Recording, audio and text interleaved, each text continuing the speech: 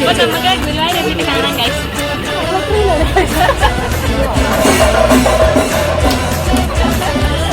11:30 ഇറങ്ങി.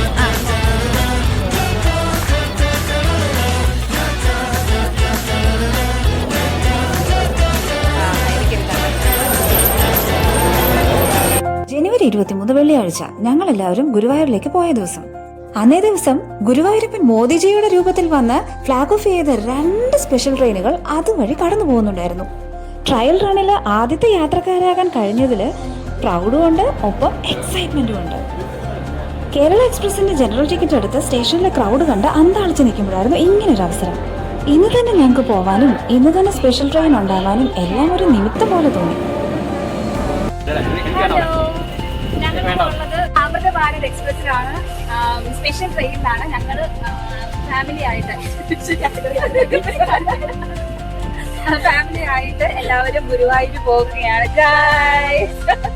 ഒരുപാട് നാള് ക്യാമ്പയിൻ ചെയ്ത് ആഗ്രഹിച്ച് കാത്തിരുന്ന ഒരു ട്രിപ്പാണ്. അതല്ല അമ്മയുടെ ആദ്യത്തെ ട്രെയിൻ. അതെ അതെ, ഇത് അമ്മായിയുടെ ആദ്യത്തെ ട്രെയിൻ യാത്രയാണ്.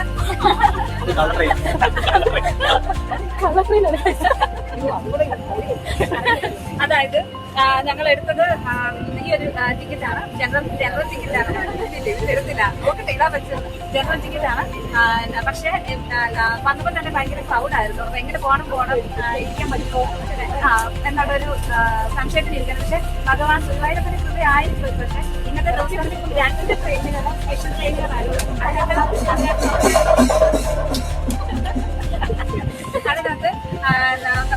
ഓണത്തിനിടയ്ക്ക് ഫുഡ് കച്ചവടം. അതെ, ഇവിടെ ഓണത്തിനിടയ്ക്ക് ഫുഡ് കച്ചവടം പോലെ കരയാണ് കഴിക്കുന്നുണ്ട്.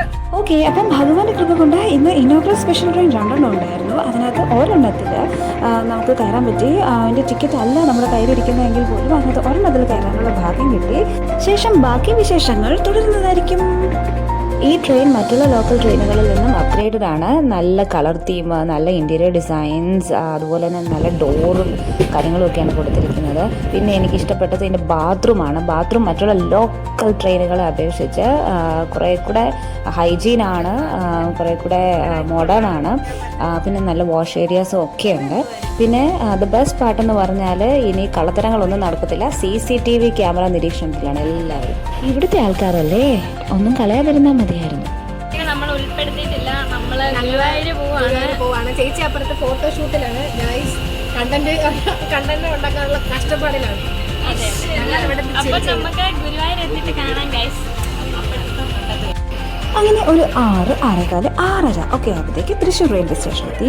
അവിടെ നിന്നൊരു ടാക്സി വിളിച്ച് റൂം ബുക്ക് ചെയ്തിട്ടുള്ള സ്ഥലത്തേക്ക് നമ്മൾ പോവുകയാണ്. ഏകദേശം ഒരു 1 മണിക്കൂറോളം ട്രാവൽ എടുത്തു കേട്ടോ. ഇത് ഇവിടെയാണ് കേട്ടോ നമ്മൾ റൂം ബുക്ക് ചെയ്തിരിക്കുന്നത്. ഇവിടെ നിന്ന് ഏകദേശം 100 മീറ്റർ അകലേ ഉള്ളൂ ഗുരുവായൂരിലേക്ക്. അങ്ങനെ നമ്മൾ റൂമിലെത്തി. ഓരോ റൂമിനും ഓരോ പേരാണ്. പിന്നെ നമ്മൾ താമസിക്കുന്നതിൻ്റെ താഴെ തന്നെ ആയിട്ട് റെസ്റ്റോറൻ്റ് ഉണ്ട്. അവിടെ പോയി ഫുഡ് കഴിച്ചു. അത്യാവശ്യം നല്ല ഫുഡായിരുന്നു, ഇഷ്ടമായി. ഇവിടുന്ന് നമ്മൾ നേരെ സ്ട്രീറ്റ് ഒക്കെ ഒന്ന് ചുറ്റി നടന്ന് കാണാനായിട്ട് പോയി. ഒപ്പം പൂവും വാങ്ങാലോ. നിർമ്മാല്യം തൊഴാനായിട്ടൊക്കെ രാവിലെ പോകുമ്പോഴത്തേക്ക് പൂ ചൂടി സുന്ദരികളായിട്ട് കൊണ്ട് കാണാനായിട്ട്.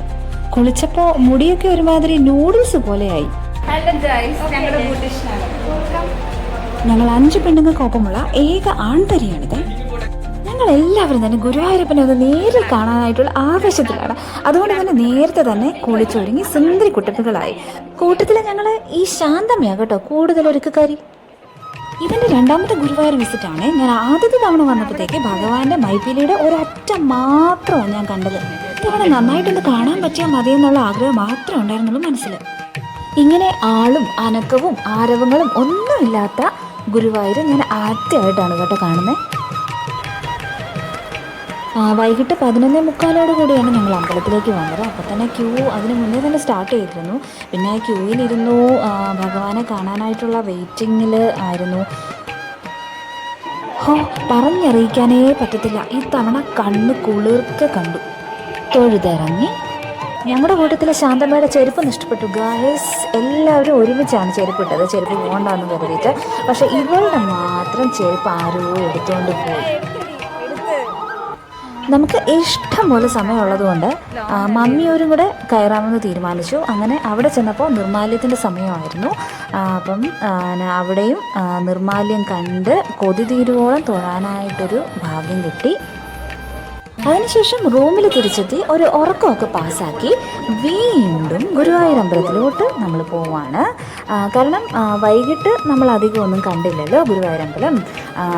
രാവിലെ അതിനൊരു അവസരം കിട്ടിയപ്പോഴത്തേക്ക് നമ്മൾ അമ്പലമൊക്കെ ഒന്ന് ചുറ്റി നടന്ന് കാണാനും ഭഗവാനെ ഒന്നുകൂടെ നേരി കണ്ടു തൊഴാനും ഒക്കെ വേണ്ടിയിട്ടാണ് പോയത്. പോയപ്പോഴത്തേക്ക് അവിടെ കല്യാണം ഒക്കെ നടക്കുന്നത് കണ്ടു. കല്യാണത്തിൻ്റെ വീഡിയോ ഷൂട്ടിങ്ങും ഒക്കെ കണ്ടു. കുറേ നേരം ഞങ്ങളതെല്ലാം കണ്ടു നിന്നു. കുറേ നമ്മളുടെ ഫോട്ടോസൊക്കെ എടുത്തു.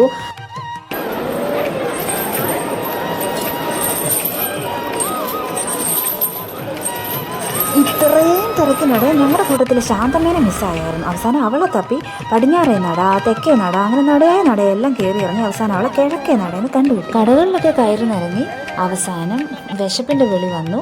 ഫുഡ് കഴിക്കാനായിട്ട് ഒരു റെസ്റ്റോറൻറ്റിൽ കയറി അവിടുന്ന് ഫുഡ് കഴിച്ചു. നല്ല ഫുഡായിരുന്നു കേട്ടോ. ഇനി പതുക്കെ കോട്ടയത്തോട്ടുള്ള വണ്ടി പിടിക്കണം. അപ്പൊ ഈ മുറിയോട് വീട് പറയുകയാണ്. ഈ മുറിയോട് അങ്ങനെ ഞങ്ങൾ വെച്ചിരിക്കുകയാണ്.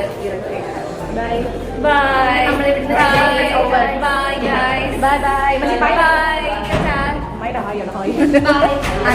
ബൈ.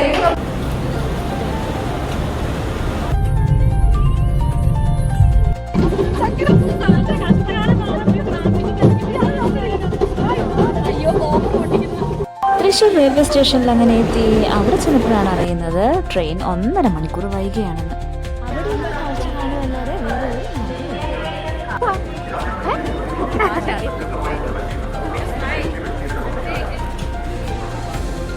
റെയിൽവേ സ്റ്റേഷനിൽ മാത്രം നടത്തി വരുന്ന ഇങ്ങനെയുള്ള അഭ്യാസ പ്രകടനങ്ങളൊക്കെ നമ്മുടെ നാട്ടുകാർ എന്നാണോ നിർത്തുന്നത്? ഇതിനിടയിൽ കണ്ടിപ്പെട്ടതാണ് സ്പൈഡർമാൻ്റെ സോക്സ് ഇട്ട ആള്.